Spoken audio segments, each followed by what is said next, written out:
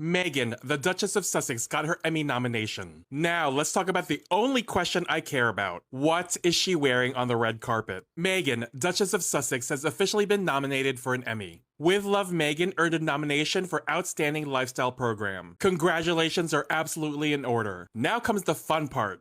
Will she actually walk the red carpet? I hope the answer is yes. And if she does, I have one fashion house in mind: Balenciaga. Meghan was already front row at Pierpaolo Piccioli's first ready-to-wear show for the house. If he decides to dress her for the Emmys, I think she should absolutely say yes. Fashion is about relationships. And when you find a designer who understands your style, you build on that. You don't bounce from house to house just because everyone expects you to. So here are my 3 picks from Pierpaolo's first couture collection. My third choice is Look 50. I love the soft ombre effect and the movement. It's romantic, elegant, and it feels effortless without trying too hard. My second choice is Look 42. Black never fails on the red carpet. It's sleek, dramatic, and timeless. It would photograph beautifully under the lights. But my number 1 choice is Look 38. The emerald green is absolutely breathtaking. The sculpted silhouette is pure couture, and the color would be incredible on Meghan. It's bold without being loud.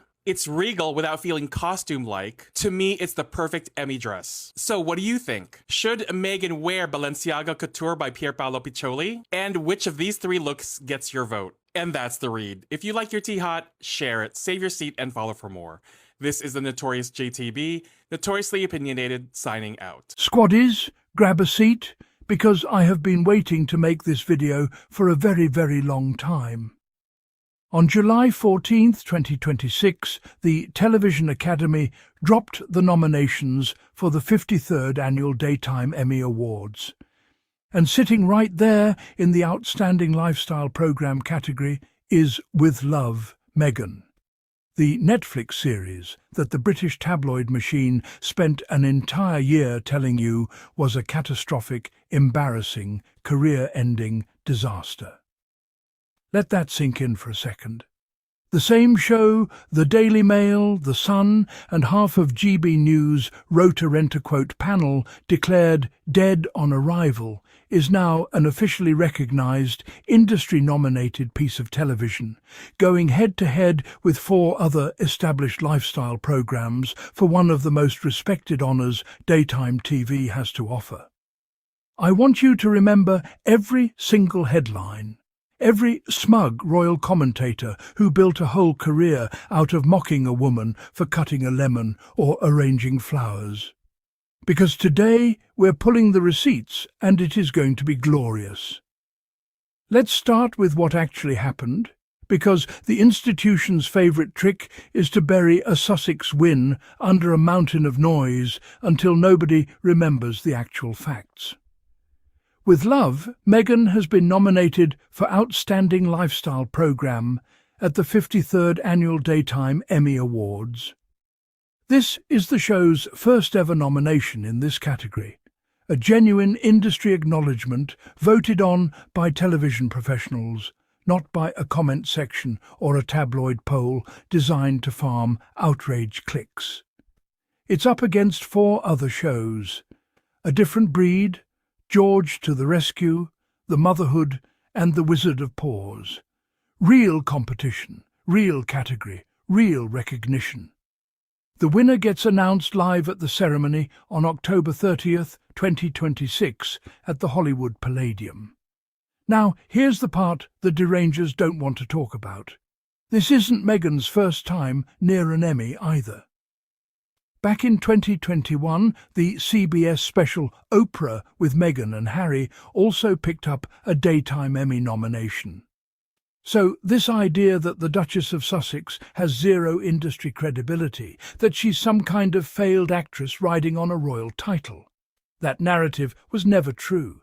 And now it's on record twice that television professionals disagree with the tabloids. Okay, let's rewind, because context matters here, and the tabloid machine counts on you not remembering context. When With Love, Meghan premiered on Netflix in March 2025, the coverage was brutal, not critical, brutal. Reviewers who clearly walked in with their conclusion already written mocked the recipes. They mocked the flour arrangements. They mocked a fruit platter, squaddies. A fruit platter became a national controversy in certain corners of the British press. If you'd landed from another planet and read those headlines, you'd think Meghan had committed a crime, not filmed herself making a grilled cheese sandwich. The show got hit with the exact same playbook we've seen used against her for years. Exaggerate, decontextualize, repeat until it becomes common knowledge. And for a while it worked. Casual observers who don't dig past headlines genuinely believed with love Meghan had bombed. But here's the thing about actual data. It doesn't care about a tabloid narrative. While the commentary class was busy performing outrage, Parrot Analytics, an independent audience measurement firm that tracks real demand data across markets, was quietly showing a completely different picture. In the United States, demand for With Love, Meghan was running at roughly 9 times the average television series. In the UK, the supposed epicenter of Meghan fatigue, the market, we were told, had turned on her completely. Demand was still multiple times higher than the average show. Australia and Canada were climbing too, with month-over-month surges that any streaming executive would kill for. And it wasn't passive viewing either. People weren't just streaming it in the background. Viewers were recreating her recipes, searching for the specific ingredients she used, sharing their attempts online.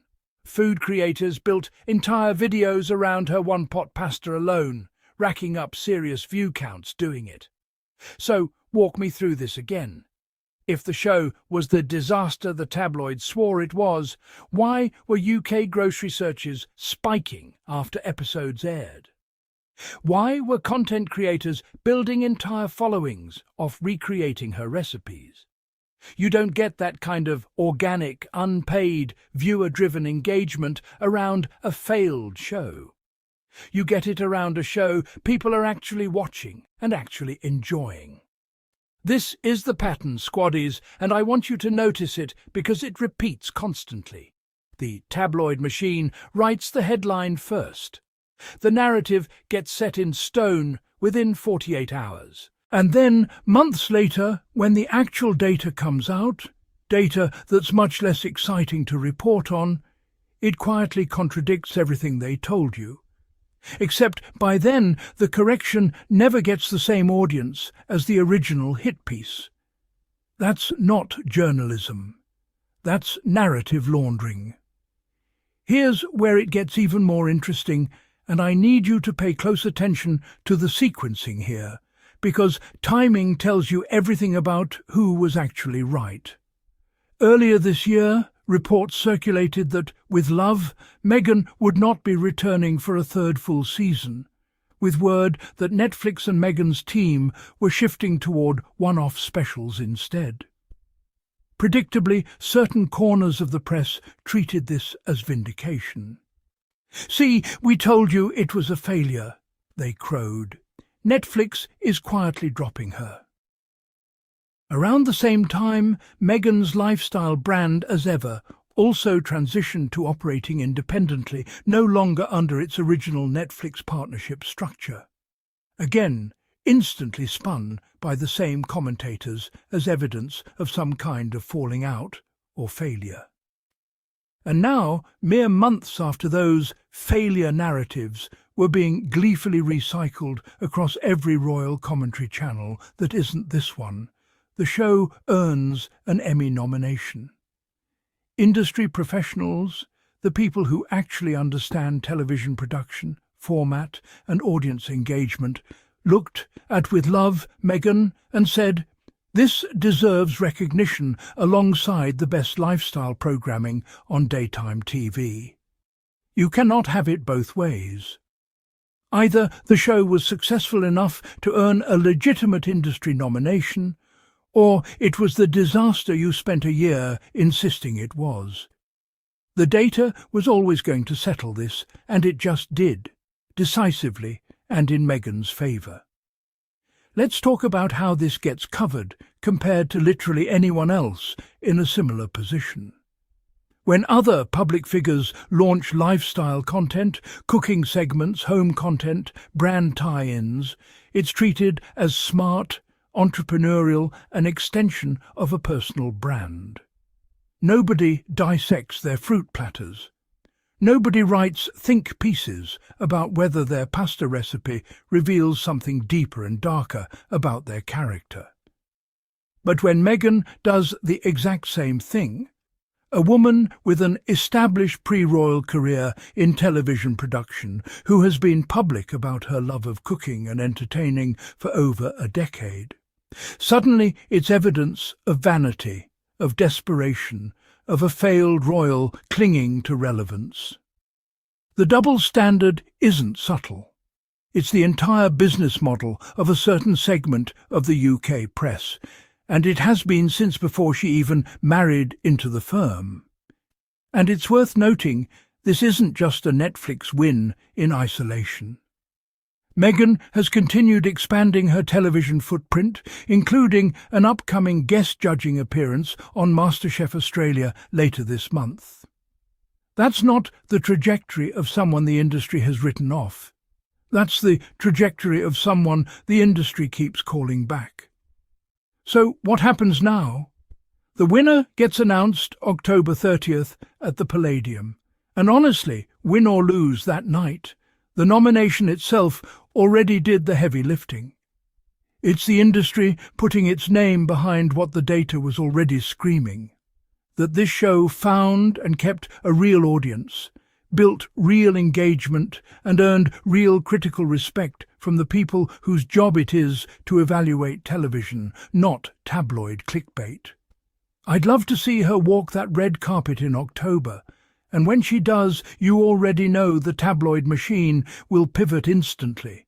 From the show is a failure to nitpicking her outfit, her expression, her guest list, anything to avoid sitting with the fact that they were simply factually wrong about the thing they spent a year insisting was true. That's the pattern, squaddies. It never stops. It just changes targets. And that's exactly why channels like this one exist. To keep the receipts, to remember what was actually said versus what actually happened, and to make sure the record is accurate even when the tabloid machine would very much prefer you forget. So there you have it. An Emmy nomination, hard data from an independent analytics firm, and a full public record proving that the failure narrative around With Love, Meghan was manufactured, not measured. If this video gave you the receipts you needed, do me a favour. Hit that like button, drop a comment with your prediction for who takes home the Emmy in October, and if you haven't already, subscribe and turn on notifications so you never miss the next breakdown. This channel exists because of you, the squad, and I've got a lot more of these lined up. Until next time, stay sharp, stay skeptical of the headlines, and I'll see you in the next one.